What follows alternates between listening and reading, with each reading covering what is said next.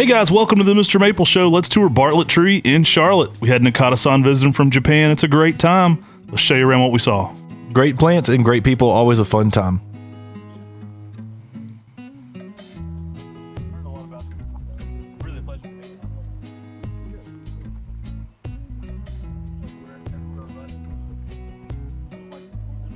Create those nubs, and then you have some of the more traditional pollarding where they come back down to that kind of rounder shape and have the knuckles there. But it was just a different form of pruning that we like to showcase the clients. Always. Yeah.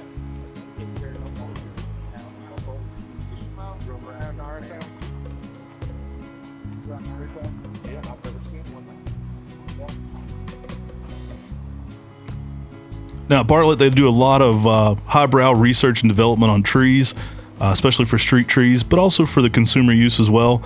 And it was really fun to get to go around and see what they're working on. A wire stake, but if you can't find one on a wire stake, there should be one on a plant. And if you look on a plant, there should be like a little tag with it too, a little white tag to try and find the name.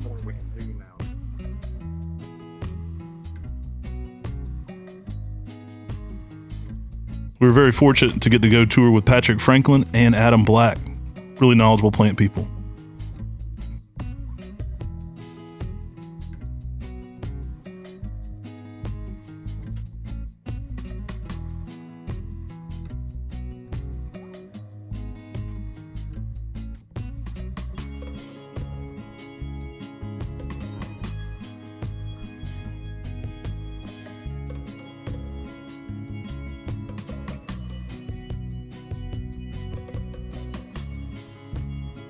We have a great relationship with Bartlett, one of the largest cultivar collections in the world.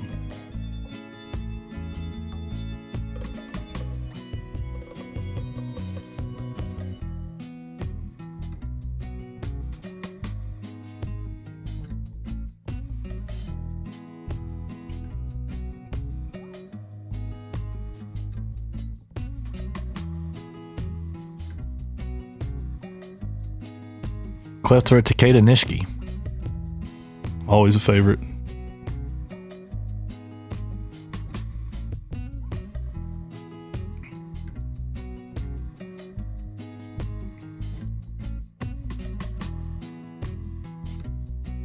Yeah, this is one of our archways, the tunnels that we did with Carpinus betulus. So this is European hornbeam. It's actually fastigiata is the cultivar. Yeah, I thought this was a cool little pathway they had just to be able to enjoy the garden in a unique way. I think it's fun whenever you build these architecture structures with plants.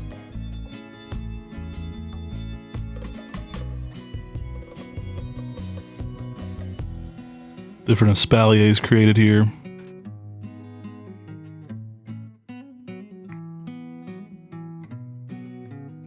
Here's one using a Cedrus Atlantica selection.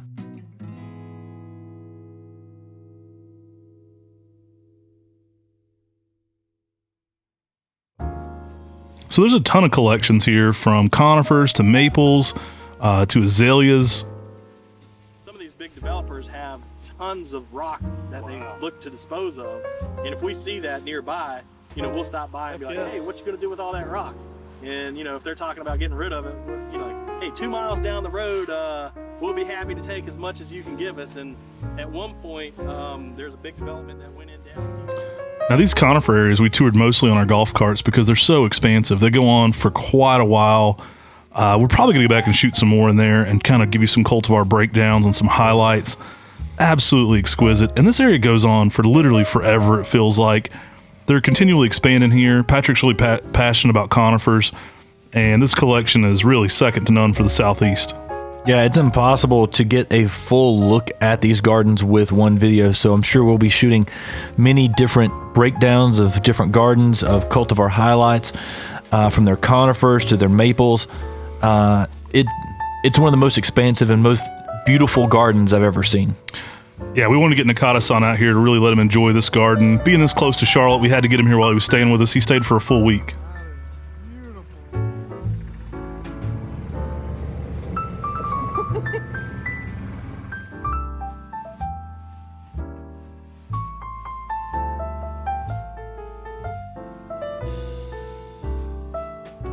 we're going fast through here, but there's some herbaceous areas with tons of azaleas. Just a crazy area in there. I know they've bought several azaleas from us. They've added to that collection. Rhododendrons, it's quite extensive. I think we were actually going back looking for one of the drones that Corbin had dropped, and that's the reason we're driving so fast. We'll have to get into that area while it's in bloom sometime. I mean, again, they're really kind about letting us come and film, so it'd be really great to go through some of those native azaleas and non-native azaleas through that rhododendron collection during peak flower. Just an amazing place.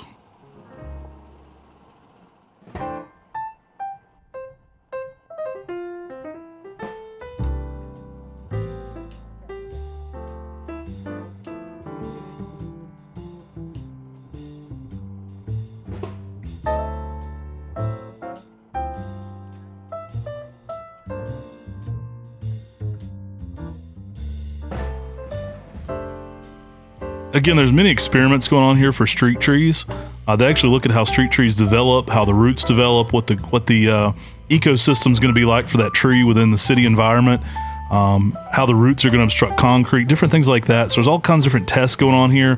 But one thing they do is just collect plants and then let them grow and see how they work in this environment. Bartlett Tree's been collecting plants for so many years. You know, we were reading through J.D. Veritree's notes, and they were talking about Bartlett Tree coming and buying plants from him and Azalea Nursery back in the 70s. So a place that's been collecting for a long time and in like mass collecting too. So it's really a lot of cool plants, and you could spend a lifetime just doing photography around this place. Yeah, and they have different collections of all different styles. You know, things we will be focusing on primarily are their maple collection and their conifer collection. But they have large azalea collections, camellia collections. You know, when it comes to plants, they are a plant collector as well, and they really like to see how these different trees grow and perform here in the Southeast. Now, we've really been fortunate to have a close working relationship. Vehicle traffic, and so these silva-cells actually support the weight and don't allow that soil to compact, and it keeps the roots. This is a reminiscence of a research plot that we had done where we looked at different types of barriers to prohibit root growth underneath sidewalks. So they looked at things from black poly barriers to styrofoam to non-treatments, and actually had a sidewalk poured through there, went for 10 years, and then they pulled the sidewalk up, hosed everything out to see how the roots grew and what performed the best. And so you can kind of see as you look down through there, some tree roots that went all the way across underneath the sidewalk, where there was, that was like a control, there was no treatment. But then you'll see other areas where some of the treatments are still in place, and believe it or not, something as simple as styrofoam actually did an amazing job at redirecting that root growth away from under the sidewalk. So we have little things like this sprinkled throughout the property that we try to, when we have city planners or developers or people from municipalities here, something that we can show them to say, hey, when you guys are planning new downtown urban environments and things like that, here's some key concepts you need to keep in the back of your mind as you're implementing some of those designs. Another thing you can kind of see behind us here with some of these willow oaks is growth regulaters. So all these trees were planted at the exact same time, and you can see some are really big and healthy and others are a lot smaller. Those have been treated with growth regulators. That's very cool.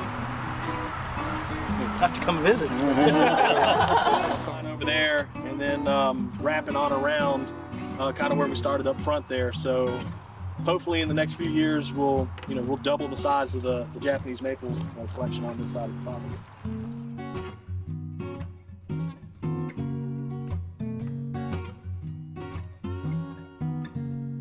Now, Bartlett Tree has some research plots less than 10 minutes from Buckholz Nursery, so we really benefit from having kind of a symbiotic relationship with them, where we get to help them and they help us, and so it works out great there.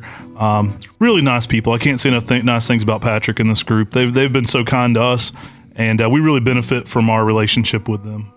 Yeah, I mean, they're just so kind. It's so awesome that we are able to go and tour their place and check out all their cool trees. And, I look forward to doing a lot more videos here because it's such an expansive collection. I mean, everywhere you turn, there's another cool tree and another cool plant.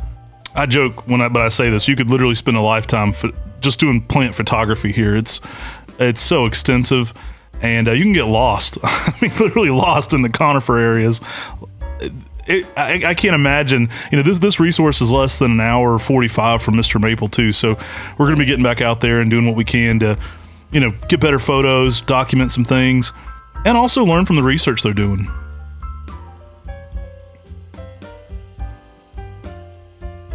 But we couldn't not take Nakada-san over here. Being this close, it was so fun to have him in from Japan and to get he and his daughter over there so they could see this just wonderful collection here we have in the Southeast. Of course, Patrick was making plans to come and visit Nakada-san at his beautiful nursery in Japan as well. Golf cart's about the only way to get around. This place is so big. I forget how many acres Patrick said it was, but it's extensive. And so golf cart's kind of the preferred method to get through these conifer areas. We're all jumping off and running out and taking pictures of individual trees and planning future videos and things like that. But such a fun arboretum. That's one of the Cedrus Atlanticas that really struck my eye, that had that just yellow variegation across it. You might have seen that ginkgo ball and noticed that from some of our Buckholz walkthroughs. That was a gift from Talon Buckholz to Bartlett Tree. The same ginkgo ball is also located in the center of the Flora Wonder Arboretum at Buckholz Nursery. A matching ginkgo ball, I should say. Thanks for watching. Take care. God bless. And have a great day.